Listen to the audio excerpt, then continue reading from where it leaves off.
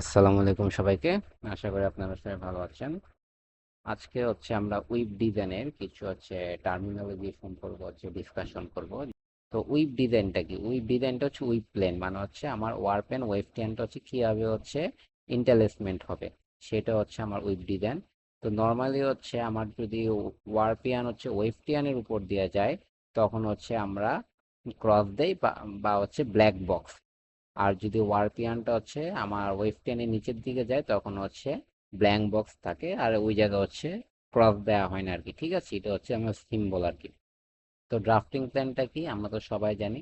Drafting প্ল্যানটা আমার যে হিট ফ্রেম আছে, হিট ফ্রেমে যে হিট ওয়্যার আছে, সেখানে যে হিট আই আছে, কোন ওয়ারপিয়ানটা কোন হিট আই দিয়ে ইনসাইড করবে, ঠিক আছে, ইনসারশন হবে, ভিতর দিয়ে ঢুকবে, সেটাকে মূলত ড্রাফটিং প্ল্যান। ঠিক আছে, এখানে মূলত আমার শেফট অ্যারেঞ্জমেন্ট করা হয়, ওয়ার্ক অর্ডার করা হয়, শেডিং সিকোয়েন্স করা হয় আর কি ডিজাইনের জন্য।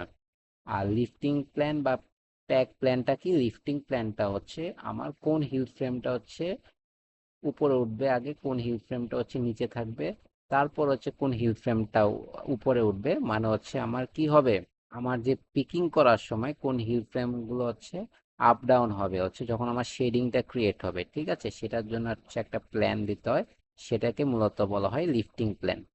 মানে এই জায়গা আমার শেডিং এর যে মোশনটা আছে, শেডিং এর মোশনটা কন্ট্রোল করে। আর ডেন্টিং প্ল্যানটা কি? ডেন্টিং প্ল্যান আমার ওয়ারপিয়ান ডেন্টস এর কোনটা, আমার যে রিড থাকে, ঠিক আছে, রিডস এর কোন ডেন্টের ভিতর দিয়ে প্রবেশ করবে আর কি, ইনসারশন হবে, সেটা মূলত আমার ডেন্টিং প্ল্যান। অ্যাডভান্টেজ কি? Advantage easy loom setting, correct fabric production, reduce weaving fault, improves productivity, maintains fabric quality, essential for dobby and jacquard weaving.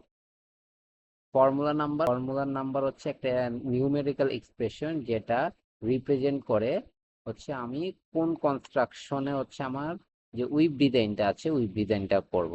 Like এখানে 1/1 বোঝানো হয়েছে, মানে ওয়ান আপ ওয়ান ডাউন, মানে একটা ওয়ারপিয়ান ওয়েফটের উপর দিয়ে যাবে, পরে ওয়ারপিয়ান ওয়েফটের নিচ দিয়ে যাবে, আরেকটা ওয়ারপিয়ান আমার ওয়েফটের উপর দিয়ে যাবে, পরের ওয়ারপিয়ান ওয়েফটের নিচের দিয়ে যাবে, মানে ইন্টারলেসমেন্ট হবে, এটাকে বলা হয় আমার উইক ফর্মুলা। ওকে।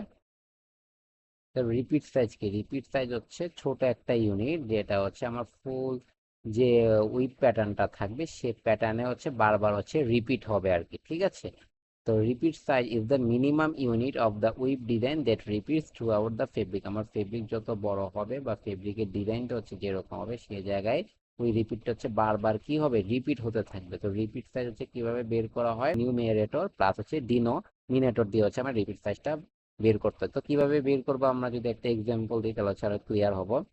2/2 এখানে রিপিট সাইজ বের করতে হবে 2+2। ঠিক আছে, 2+2 করলে কত? 4, মানে ওয়ার্প রিপিট 4 হবে, ওয়েফট রিপিটও কি হবে? 4। তাহলে আমার রিপিট সাইজটা হবে 4/4। এই 4/4 আমার পুরা যে উইভ ডিজাইনটা হবে, সেই উইভ ডিজাইনে কন্টিনিউয়াসলি রিপিট হতে থাকবে।